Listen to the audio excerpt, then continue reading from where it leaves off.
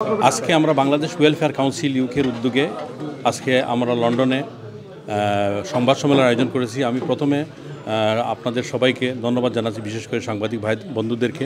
আপনারা অত্যন্ত কষ্ট করে এসেছেন। আজকে আমাদের মেইনলি আমরা ফোকাস করছি দুইটা দাবি। একটা হচ্ছে আমরা সিলেটে একটা পূর্ণাঙ্গ আন্তর্জাতিক বিমানবন্দর চাই। পূর্ণাঙ্গ বলতে এটাই, যাতে আমরা বৈষম্যের শিকার হচ্ছি বর্তমানে।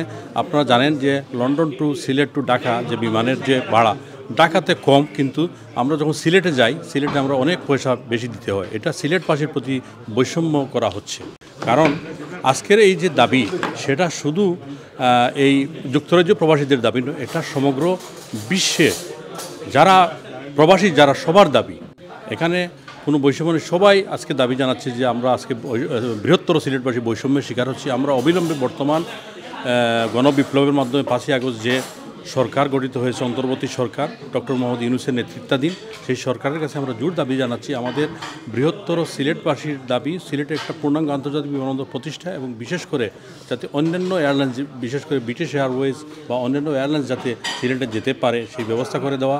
এবং বিমানের যে ভাড়া বর্তমানে যেটা সবাই এফোর্ড করতে পারছে না, অনেক প্রবাসীরা কিন্তু সিলেটে ডাইরেক্ট যেতে, অনেক বৃদ্ধ লোক আছে, অনেক অসুস্থ লোক আছে, তারা ঢাকা হয়ে যেতে অনেক কষ্ট হয়, তারপরে তারা ডাইরেক্ট সিলেট যায়, তারা বাধ্য হয়ে যাচ্ছে। এত পয়সা আমাদের প্রতি একটা বৈষম্য করা হচ্ছে। অন্যান্য এয়ারলাইন্স যেগুলো, সেখানে আমরা জানি যে এখানে 600-700 পাউন্ডে যেতে পারে রিটার্ন টিকিট, কিন্তু সিলেটে 1100, 1200, 1300, কখনো আমরা দেখি 2000-এর উপরেও চলে যায় অনেক সময়।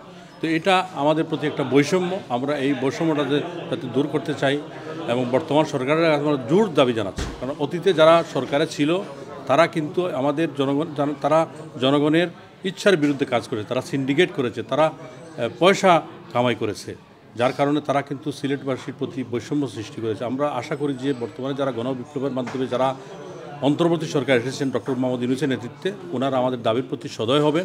আমরা ভবিষ্যতে ইনশাআল্লাহ আমাদের পর্যায়ক্রমে, আজকে সাংবাদিক সম্মেলনের পর্যায়ক্রমে আমরা এর জোর দাবি এর প্রতি আমাদের কন্টিনিউ থাকবে।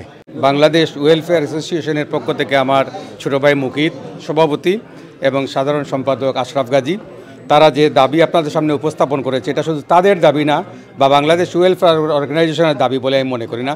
এটা হলো কমন ইন্টারেস্ট। এটা সমগ্র প্রবাসী বাংলাদেশি মিডিয়া পিপুল বলেন, ক্রস সেকশন অফ পিপুল বলেন, সকল স্তরের প্রবাসী বাংলাদেশিদের এটা মনের দাবি, প্রাণের দাবি, দীর্ঘদিনের প্রত্যাশিত দাবি।